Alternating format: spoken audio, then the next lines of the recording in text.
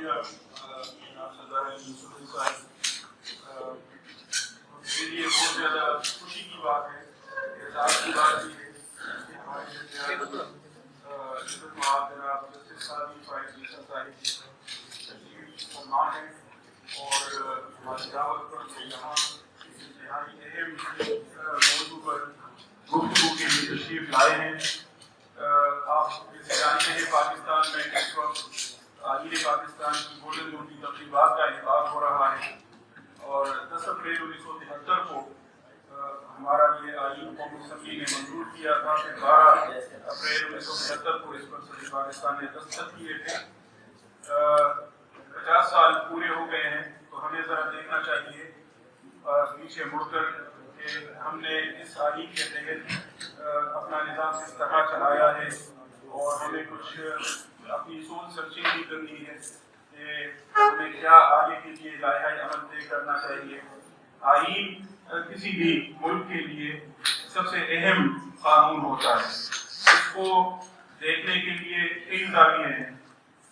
کچھ تو اس کو ایک قانون کے طور پر دیکھتے ہیں، ملک کے بالا تر قانون کے طور پر، supreme law of the land کے طور پر، اور کچھ اسے ایک بین الاقوامی معاہدے کے طور پر بھی دیکھتے ہیں. کیونکہ جیسے امریکہ کئی ریاستوں سے مل کر وجود میں آیا اور وفاق کی تشکیل ہوئی وہاں ایک آئین کے تحت، تو وہاں اس آئین کو ان مختلف ریاستوں کے درمیان ایک معاہدے کے طور پر دیکھا جاتا ہے اور وفاق کو اسی زاویے سے پیش کیا جاتا ہے کہ یہ کئی ریاستیں مل کر ایک وحدت تشکیل دیتی ہیں.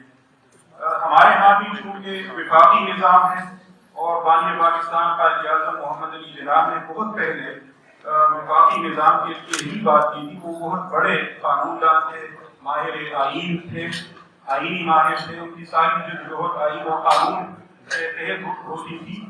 تو ان کا بھی نظریہ یہی تھا کہ جہاں وفاقی نظام ہونا چاہیے. اور پھر جو قرارداد مقاصد ہے تو اس میں بھی ہم نے اس طرح کی بات کی. تو کیا یہ ایک بین الاقوامی معاہدہ ہے یا یہ ہمارے بین الاقوامی نہ صحیح جو فیڈریٹنگ یونٹس ہیں، جو وفاق کی مختلف اکائیاں ہیں، ان کے درمیان ایک سمجھوتا طے پایا ہے جس کے تحت ہم نے اختیارات کی تقسیم کی ہے کہ وفاق کے پاس یہ اختیارات ہوں گے، صوبوں کے پاس وہ اختیارات ہوں گے. اس طرح ہم نے تنوع میں وحدت تشکیل دینے کی کوشش کی ہے، یونٹی ڈائیورسٹی کو انشور کرنے کی کوشش کی ہے. کئی بین الاقوامی قانون کے ماہرین اور آئین کے ماہرین اس موضوع اس زاویے سے آئین کو دیکھتے رہے. مثال کے طور پر فرانسسکو فورسٹ مارٹن کی کتاب ہے یو ایس کانسٹیٹیوشن کے بارے میں، کانسٹیٹیوشن از ٹریٹی. تو کیا ہمارا جو آئین ہے یہ ایک معاہدہ ہے، ایک سمجھوتا ہے؟ کس نوعیت کا سمجھوتا ہے، کس نوعیت کا معاہدہ ہے؟ ہمارے ہاں اسلامی تاریخ میں بھی ہمیں ایک بہت خوبصورت مثال ملتی ہے. جب رسول اللہ صلی اللہ علیہ وسلم نے مکہ مکرمہ سے مدینہ منورہ کی طرف ہجرت کی تو اس کے بعد وہاں آپ نے ایک معاہدہ کیا جس کو عام طور پر میثاق مدینہ کے نام سے ہمارے جو اس وقت کنٹمپریری اسکالرز ہیں یاد کرتے ہیں. ڈاکٹر محمد حمید اللہ بہت بڑے اسکالر گزرے ہیں. انہوں نے اس موضوع پر ایک کتاب لکھی جس کا نام انہوں نے رکھا تھا The First Written Constitution in the History of the World. ان کا خیال یہ ہے کہ یہ جو معاہدہ تھا یہ دنیا کی تاریخ میں پہلا تحریری آئین ہے. عام طور پر لوگ امریکی دستور سے شروع کرتے ہیں لیکن ڈاکٹر حمید اللہ کہتے ہیں اس سے صدیوں پہلے یہ جو معاہدہ تھا یہ آئین کی حیثیت رکھتا ہے. کیونکہ اس میں جو وہاں مدینہ منورہ میں مختلف قبائل تھے، کچھ عرب تھے، کچھ یہود تھے، کچھ مسلمان تھے، کچھ مشرک تھے، کچھ یہودی تھے. ان کے درمیان مختلف اصول طے پائے. اور اس ڈاکٹر حمید اللہ یہ بھی کہتے ہیں کہ اس معاہدے کے دو حصے ہیں. ایک حصہ مسلمانوں اور غیر مسلموں کے درمیان تعلقات کے بارے میں ہے کہ مدینہ منورہ میں رہتے ہوئے وہ آپس میں کس طرح مختلف امور کو سیٹل کریں گے، اور ایک حصہ مسلمانوں کے آپس کے معاملات کے بارے میں. دلچسپ بات یہ ہے کہ کچھ اسی طرح کی چیزیں ہمیں اپنے آئین میں اور اپنے قانون میں بھی ملتی ہیں. ویسے جو مدینہ منورہ کی یہ دستاویز تھی جس کو ڈاکٹر حمید اللہ فرسٹ ریٹن کانسٹیٹیوشن کہتے ہیں، تو کئی اسکالرز اس کو بھی ایک معاہدے کے طور پر دیکھتے ہیں. ایک بڑے عرب اسکالر تھے سعید رمضان البوطی، ان کی کتاب ہے فقہ السیرہ جس کی انگلش میں ٹرانسلیشن ہو چکی ہے. اور فقہ السیرہ کو ویسے میں کہوں گا کہ legal study of the conduct of the Prophet sallallahu alaihi wasallam کہ مختلف زاویوں سے آپ رسول اللہ صلی اللہ علیہ وسلم کی سیرت کو دیکھتے ہیں اور اس سے آپ لیگل جو پرنسپلز ہیں وہ ڈرائیو کرتے ہیں. ہمارے جو آج کے معزز مہمان ہیں آنریبل جسٹس قاضی فائز عیسیٰ صاحب, تو ان کی ججمنٹس میں بھی ہمیں یہ بات نظر آتی ہے کہ آپ رسول اللہ صلی اللہ علیہ وسلم کی سیرت مبارکہ سے مختلف واقعات نقل کر کے اس سے پھر آپ قانونی اصول اخذ کرتے ہیں اور ہمارے سامنے پیش کرتے ہیں. تو یہ بہت اہم بات ہے کہ ہم اپنی تاریخ, اپنی ثقافت اور اپنی روایت کی روشنی میں اپنے آئینی اور قانونی اصولوں کو طے کریں. بدقسمتی سے ہمارے ہاں جو آئینی تاریخ بیان کی جاتی ہے وہ ہماری اپنی تاریخ سے الگ ہے اور کٹی ہوئی ہے. یعنی لیگل اسٹڈی آف انڈو پاک پر آپ کوئی بھی ٹیکسٹ بک اٹھا کر دیکھ لیں تو وہ ایسٹ انڈیا کمپنی کی یہاں آمد سے کہانی شروع ہوتی ہے. وہاں سے گویا یہاں ایسٹ انڈیا کمپنی سے پہلے کوئی قانونی عدالتی نظام تھا ہی نہیں. حالانکہ اس موضوع پر بہت کچھ لکھا گیا ہے اور میں ایک نام ضرور ذکر کرنا چاہوں گا, اشتیاق حسین قریشی صاحب, ڈاکٹر اشتیاق حسین قریشی, جن کا تحریک پاکستان میں بھی بڑا کردار رہا. پہلی جو کانسٹیٹیوئنٹ اسمبلی تھی, دستور ساز اسمبلی, اس میں بھی تھے اور انہوں نے جو دلی کی سلطنت تھی اس کے نظام حکومت پر بہت ذخیر کتاب لکھی ہے. اسی طرح مغلوں کا نظام کیا تھا, یہاں عدالتی نظام کیا تھا, قانونی نظام کیا تھا, بہت کچھ اس پہ لکھا ہے. بلکہ ایسٹ انڈیا کمپنی کے جو آخری چیئرمین تھے سر آرچیبالڈ گیلووے, ان کی کتاب کا ٹائٹل تھا observations on the law and constitution and present government of India. یعنی عملاً وہ اس وقت 1845-46 کے آس پاس وہ انڈیا کے حکمران تھے اور انہوں نے, کیونکہ ان کو تاج برطانیہ سے یہ حکم تھا کہ یہاں کے لوگوں کے تنازعات کا فیصلہ آپ نے یہاں کے آئین اور قانون کے مطابق کرنا ہے, تو انہوں نے اس پر لکھا کہ پریزنٹ گورنمنٹ آف انڈیا کیا ہے اور یہاں کا لا اینڈ کانسٹیٹیوشن کیا ہے. انہوں نے 1000 سال کی ہسٹری کھنگال کر بتایا ہے کہ یہاں عدالتی نظام کیا ہے, قانونی نظام کیا ہے. بدقسمتی سے وہ چیزیں ہماری لیگل فریٹرنیٹی اور ہمارے اکیڈیمیا میں نہیں ڈسکس ہوئی. ہمارے ایک بہت ہی اچھے صحافی اور جو قانون دان بھی ہیں جناب آصف محمود صاحب اس موضوع پر لکھتے رہتے ہیں. ان کو ایک استثناء کی, ایک ایکسیپشن کی حیثیت حاصل ہے. ان کی کتاب پس قانون ابھی 2-3 مہینے پہلے شائع ہوئی ہے. پس قانون یعنی قانون کے پیچھے کیا ہے.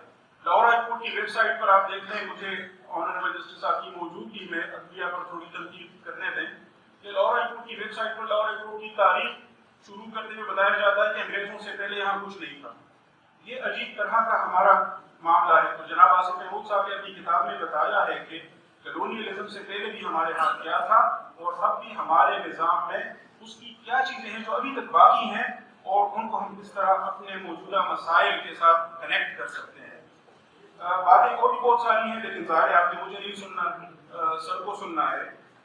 لیکن میں یہ 2-3 نکات مزید بھی ضرور واضح کرنا چاہوں گا اس موضوع کے حوالے سے کہ چونکہ جناب آنریبل جسٹس قاضی فائز عیسیٰ صاحب سپریم کورٹ کے جج بھی ہیں اور مجھے ایک لفظ استعمال کرنے دیں, سیلیبریٹی بھی ہیں, لوگوں کی پر نظر بھی رہتی ہے, تو اس وجہ سے مجھے تو ذاتی طور پر یہ پریشانی تھی کہ سر پتہ نہیں اس موضوع پر یہاں آ کر بولنے کے لیے تیار ہوں گے یا نہیں ہوں گے, لیکن انہوں نے بہت خوشی کے ساتھ, خندہ پیشانی کے ساتھ یہ دعوت قبول کی. تو اور نہ صرف یہ دعوت قبول کی کہ وہ یہاں اس موضوع پر بولیں, بلکہ یہ دعوت بھی قبول کی کہ وہ یہاں سوالات کا سامنا کرنا چاہیں گے اور اس موضوع پر مختلف پہلوؤں سے جو لوگوں کے ذہن میں سوالات ہیں ان کو ڈسکس کرنا چاہیں گے. مسئلہ یہ ہو جاتا ہے کہ چونکہ اس وقت مثال کے طور پر پاکستان میں ایک آئینی بحران کی کیفیت پائی جاتی ہے اور میڈیا اور ہر طرف سے لوگوں کی نظر عدلیہ پر ہے, تو ایک مشہور امریکی مصنف ہیں لیگلینڈ بلوم جونیئر, ان کی کتاب کا ٹائٹل ہے too great cases make bad law, اور انہوں نے اصل میں امریکی سپریم کورٹ کے chief justice Oliver Wendell Holmes کی ایک سینگ سے بات شروع کی ہے کہ اولیور وینڈل ہومس نے کہا تھا کہ great cases like hard cases make bad law, کیونکہ گریٹ کیسز میں لوگوں کی نظر عدلیہ پر ہوتی ہے, وہ لائن لائٹ میں ہوتے ہیں ججز, وہ بہت کچھ کہنا چاہتے ہیں, اس وجہ سے وہ عام جو قانون کے اصول ہیں, آئین کے اصول ہیں, ان سے ذرا تجاوز کر کے یا بعض اوقات زیادہ ریسٹرینٹ کر کے خود کو روک کر بھی وہ جو عام نارمل کیفیت ہوتی ہے اس میں نہیں ہوتی. تو کیا واقعی ایسا ہے یا نہیں ہے, یہ بھی ہم دیکھنا چاہیں گے. آپ لوگوں کا اس میں میری میری خواہش ہوگی کہ آپ کی جانب سے سوالات آئیں. البتہ ہم کوشش کریں گے کہ بعض دوست نے مجھے کہا بھی ہے کہ سوال کرتے ہوئے مناسب الفاظ کی تلاش ذرا مشکل ہوتی ہے, تو میں نے یہ کہا کہ ہم یہ طریقہ اختیار کر لیتے ہیں کہ آپ لکھ کر سوال دے دیں, تاکہ آپ جو بھی آپ کہنا چاہتے ہیں, بعض سوال کے بجائے لوگ لمبا کامنٹ کرنا شروع کر دیتے ہیں. تو ٹو دا پوائنٹ آپ اپنا سوال بھیجیں, ہمارے دوست آپ سے کریکٹ کریں گے, آپ پھر ہمیں ہمارے ساتھ وہ شیئر کریں گی, تو پھر ہم آپ کو انشاءاللہ سر سے کچھ کوشچن پوچھیں گے. اور وہ جو وکیلوں میں مشہور ہے کہ سر بہت مشکل جج ہے اور ان کی کورٹ میں جانے سے پھر ہمارے کچھ پڑھتے ہیں, تو انشاءاللہ ایسی کوئی بات نہیں ہوگی, آپ بلا تکلف سوالات کر سکتے ہیں.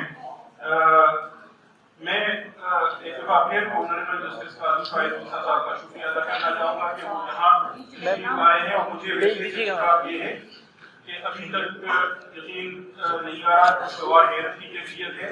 وہ جو شاعر نے کہا تھا کہ وہ آج گھر میں ہمارے خدا کی قدرت ہے, کبھی ہم ان کو کبھی اپنے گھر کو دیکھتے ہیں. تو with these few words اب میں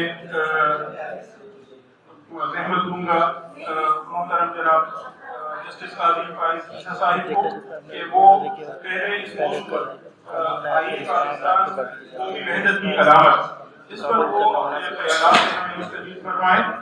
میری ریکویسٹ یہ ہوگی سر کہ اگر یہ جو آپ کی اسپیچ ہے یہ 15 سے 20 منٹ تک یعنی مختصر ہو, اور اس کے بعد ہم سوالات کے لیے زیادہ اگر لیں تو یہ ریکویسٹ ہے, باقی جائے آپ جس طرح مناسب سمجھتے ہیں اس طرح کریں گے. تو سر پلیز. شکریہ. بسم اللہ الرحمن الرحیم. السلام علیکم. مجھے مشتاق صاحب کو پتہ نہیں ان کی بات میں سچائی ہے نہیں, آیت الکرسی والی بات, مگر مجھے آج آیت الکرسی پڑھنا پڑی کیونکہ میں ایک درس گاہ میں آ رہا ہوں اور نامور پروفیسر آف لاء کے سامنے, اور پھر انہوں نے مجھے یہ بھی ڈرا دیا ہے کہ جی آپ سے سوال بھی بھرپور کیے جائیں گے. میں کیوں آیا؟ پہلی بات, میں اس کتاب کے لیے آیا ہوں, اس کی سالگرہ ہے اس ماہ, اور 50ویں سالگرہ ہے جس کو گولڈن جوبلی کے نام سے یاد کیا جاتا ہے. جیسا کہ آپ کو پروفیسر مشتاق صاحب نے بتایا کہ 10 اپریل کا دن تھا 1973 جب اس پہ مشترکہ طور پہ جو لوگوں کے الیکٹڈ ریپرزینٹیٹیو تھے, ڈائریکٹلی الیکٹڈ, انہوں نے اس کو اپنایا اور قوم کے لیے پیش کیا. یہ کتاب جو ہے یہ میرے لیے کتاب نہیں ہے, صرف پارلیمان کے لیے کتاب نہیں ہے, یہ صرف سپریم کورٹ کے لیے کتاب نہیں ہے. یہ کتاب کا اصل مقصد یہ لوگوں کے لیے, اس میں لوگوں کے حقوق ہیں. یہ اصل میں ہم تو اس کی تشریح کر سکتے ہیں, مگر یہ آپ کے لیے اور تمام اسلامک ریپبلک آف پاکستان کی مخلوق ہے اس کے لیے ہے. ہر کوئی, چاہے وہ بچہ ہو, عورت ہو, بوڑھا ہو, جوان ہو, یہ کتاب ان کے لیے ہے. مگر تھوڑا سا افسوس سے کہنا پڑتا ہے کہ اس کو اس طرح سے پیش نہیں کیا جاتا ہے. یہ اس طرح سے پیش کیا جاتا ہے کہ جی یہ تو سیاسی پارٹیوں کے لیے ہے, یا کوئی سیاسی گروہوں کے لیے ہے, یا کوئی پارلیمان کے لیے ہے. یہ اصل میں یہ لوگوں کے لیے ہے. آئین پاکستان میں جو حال میں جو چیزیں ہوئی ہیں ان کو سمجھنے کے لیے میرے خیال میں آپ کو جانا چاہیے 1940, بلکہ اس سے بھی شاید پہلے آغاز شروع ہوتا ہے. آغاز کون کرتا ہے اس سوچ کا کہ ایک ملک بنے مسلمانوں کا جہاں وہ کوئی ایکسپلائٹیشن نہ ہو اور وہ اپنی مرضی سے رہ سکیں. دیکھا جاتا ہے. پھر خواب کی تعمیر کے لیے محمد علی جناح قائد اعظم، پھر مسلم لیگ کی سربراہت ان کو ملتی ہے، وہ جمع کرتے ہیں آل انڈیا مسلم لیگ، اور یہ پیغام وہ کسی بند کمرے میں یہ کتاب نہیں یہ پیغام نہیں لے جاتے ہیں. یہ کتاب یہ پیغام وہ لوگوں میں لے جاتے ہیں، لوگوں میں لے جاتے ہیں. ہر کونے بر صغیر کے، اس وقت کے بر صغیر کے ہر کونے میں گئے اور ایک جد و جہد کے بعد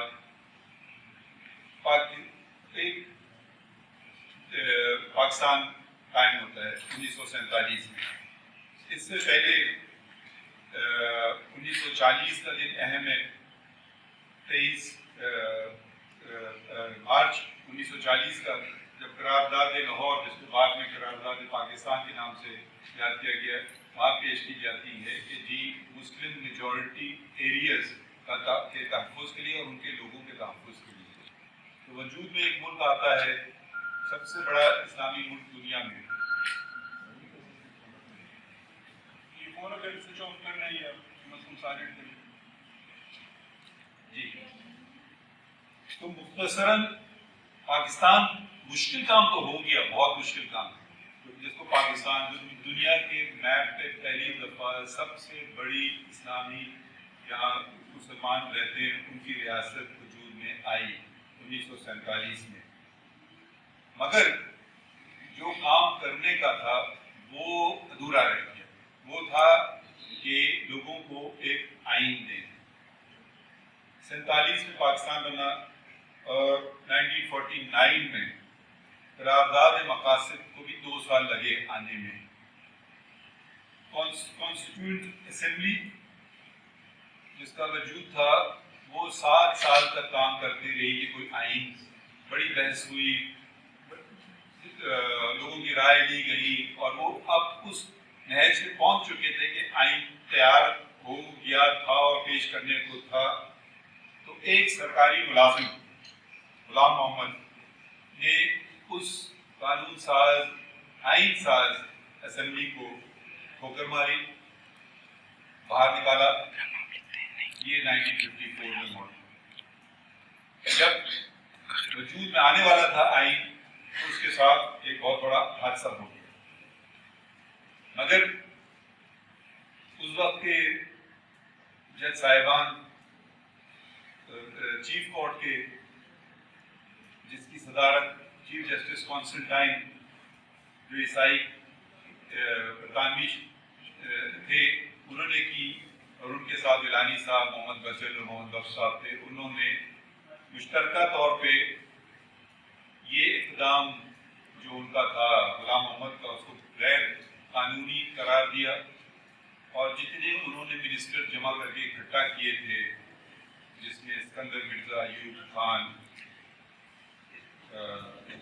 چودھری محمد علی اور بھی تھے، ان کے خلاف رٹ جاری کی، رٹ اجرا کی ٹورانٹو کے نام سے کہ آپ غیر قانونی طور پہ ان عہدوں پہ بیٹھے ہیں. تو ایک فیصلہ تھا جو سب قوم نے سمجھا یہ صحیح فیصلہ تھا. مگر غلام محمد اور ان کی منسٹرز نے اس فیصلے کو چیلنج کیا اس وقت کی فیڈرل کورٹ میں، جو اب سپریم کورٹ ہے. فیڈرل کورٹ نے کہا کہ فیصلے میں کیا بتاؤں، کوئی اگر آپ اس کو پڑھیں تو پتہ نہیں ہنسی آنا چاہیے، رونا آنا چاہیے. جو 5 جج صاحبان تھے، 4 ایک طرف ہو گئے. انہوں نے کہا کہ چیف کورٹ سندھ کا فیصلہ غلط، کیونکہ ہم ابھی بھی ماتحت ہیں برطانوی ملکہ کے. اور بہت ٹیکنیکل آرگومنٹ کر کے انہوں نے کہا. اور اس کے برعکس ایک عیسائی جج کورنیلیس نے اپنا ڈسینٹ ووٹ دیا کہ یہ غلط ہے اور chief court Sindh chief court کا فیصلہ صحیح. بھارت جو ہوا تو ہوا. اب آتے ہیں دوبارہ دوسری آئین ساز اسمبلی 1956. اس کے تحت کوئی انتخابات نہیں ہوئے اور یہ 2 ہی سال میں دم توڑ گئی، کیونکہ ایک اور ملازم، سرکاری ملازم جن کی تنخواہیں عوام دیتی ہیں، اس نے فیصلہ کیا کہ میں تو عقل کل ہوں، ٹھکرا دو ہر چیز کو، عوام کی رائے کو، قانون کو، اور اپنے آپ کو ان پہ حاوی کر دو۔ تو یہ 1958 کا مارشل لاء۔ پھر انہوں نے کہا کیونکہ میں عقل کل ہوں تو مجھ سے بہتر کون سمجھ سکتا ہے کون آئین بنائے، تو انہوں نے اپنا خود آئین بنا لیا، 1962 کا آئین بنا۔ اس میں جمہوریت، ایک طرح سے جمہوریت کو ختم کر دیا گیا، کیونکہ انہوں نے کہا کہ یہ جو عوام ہے پاکستان کی، ان میں اتنا شعور نہیں ہے، یہ اتنے عقل مند نہیں ہے، ایک فلٹر ہونا چاہیے اور ان کو سنبھالنا بھی بہت ضروری ہے۔ تو انہوں نے کہا کہ بنیادی ایک نئی چیز انہوں نے استعمال کی، جمہوریت، جو بیسک ڈیموکریٹس کے نام سے، کہ وہ پتہ نہیں 80,000 تھے، کہ پہلے عوام ان کو منتخب کرے گی اور پھر وہ جا کر کے آگے چل کے صدر کو منتخب کریں گے۔ تو اس طرح سے انہوں نے کہا اگر عوام پھر بھی اس پہ کنٹرول رہ سکے، تو یہ 65 میں الیکشن ہوئے اس آئین کے تحت، جس کو اگر آپ آئین کا درجہ دینا چاہتے ہیں، مگر تمام طاقت کے باوجود، کیونکہ جب کوئی ناانصافی ہوتی ہے زیادہ دن ٹھہرتی نہیں، تو وہ شخص جو آئے تھے بڑے دھواں دار طریقے سے اور اپنے آپ کو مسلح کر دیا تھا اس قوم پہ، ان سے سنبھلا نہیں گیا۔ 1969 سے لے کر 1971 تک انہوں نے ایک اور عامر کو سنبھالا کہ تم سنبھالو میں چلا۔ 1971 میں پھر کیا ہوتا ہے، ایک بہت مشکل وقت تھا پاکستان کے لیے، پاکستان ٹوٹ گیا دسمبر 1971 میں۔ اچانک ٹوٹا نہیں، اس کے بیج بوئے گئے، اس کے بیج بوئے کہاں بوئے گئے، اس کے بیج بوئے گئے، یہ میری رائے ہے، فیڈرل کورٹ میں جسٹس محمد منیر نے اس کا بیج بویا کہ یہ بھی طریقہ ہے۔ تو اس کے بعد جو لوگ جابر ہیں انہوں نے کہا اچھا آپ نے ہمیں راستہ دکھایا تو ہم اس پہ چلیں گے۔ تو وہ بیج جو بویا، وہ زہریلا بیج جو بویا، وہ پروان چڑھا اور اس نے ملک کے 2 ٹکڑے کر دیے دسمبر 1971 میں۔ اس کے بعد کیا ہوتا ہے، اس کے بعد عبوری یا انٹرم کانسٹیٹیوشن تشکیل ہوتا ہے 31 اپریل 1972 میں۔ یہ مطلب تقریباً 1 سال پہلے اس کو لگے کہ آئین کو جو موجود جو شکل ہے 73 والی شکل میں آنے کے لیے یہ 1 سال لگا۔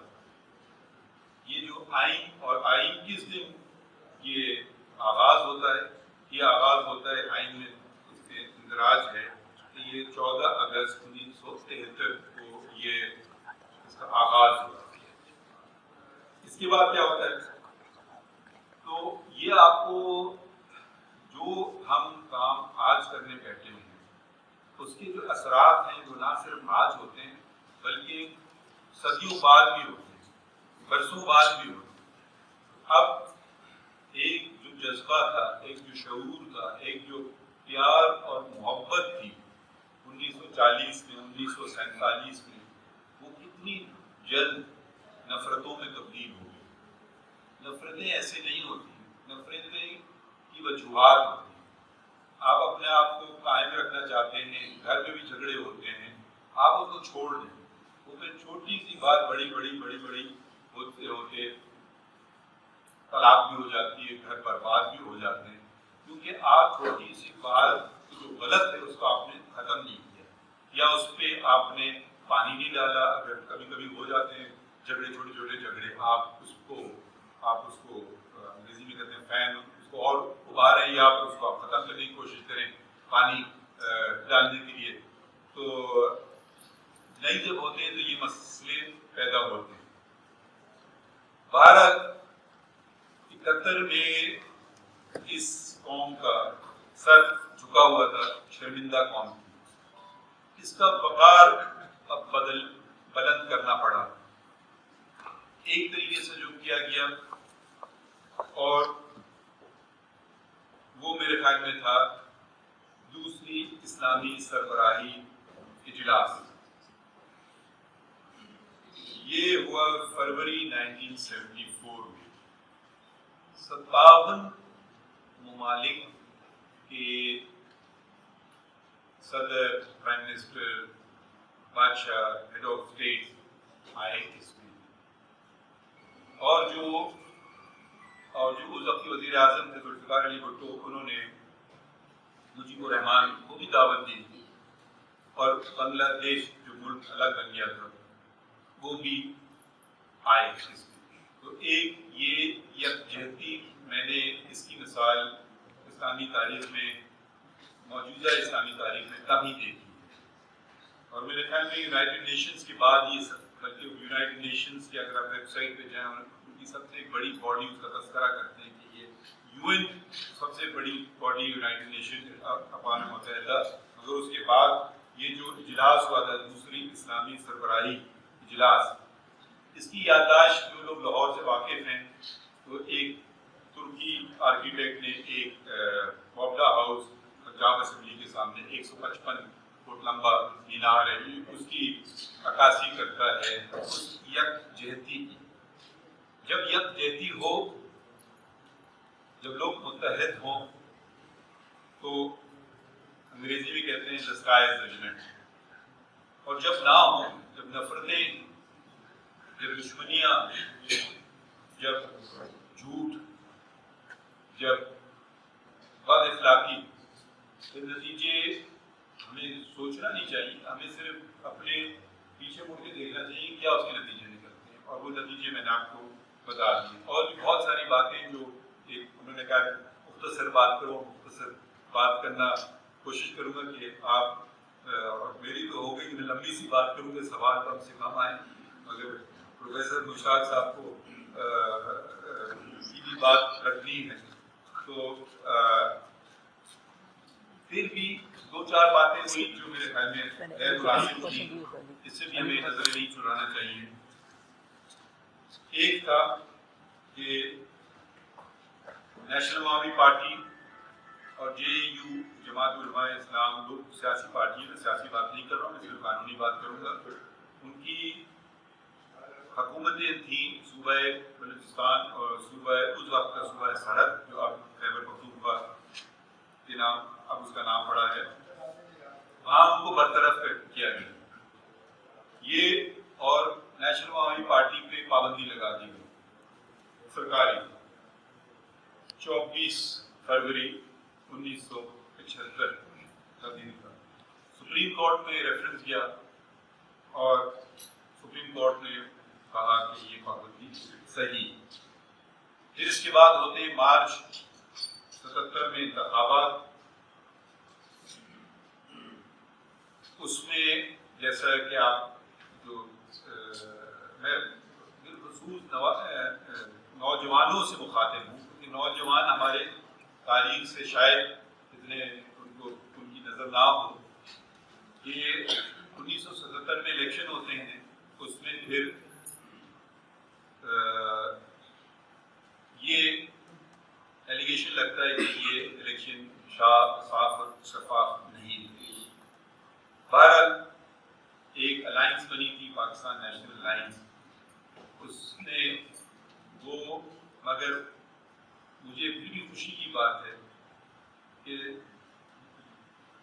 ایک طرف تو وہ یہ ایلیگیشن لگا رہے تھے پرائم منسٹر ذوالفقار علی بھٹو کی، یہ آپ کے یہ جو انتخابات ہیں یہ منصفانہ انتخابات نہیں تھے، مگر اس کے باوجود دونوں مخالفین ٹیبل پہ بیٹھے، اور جہاں تک تاریخ اس بات کی گواہ دیتی ہے، وہ ان کا اگریمنٹ پہنچ چکا تھا، بس وہ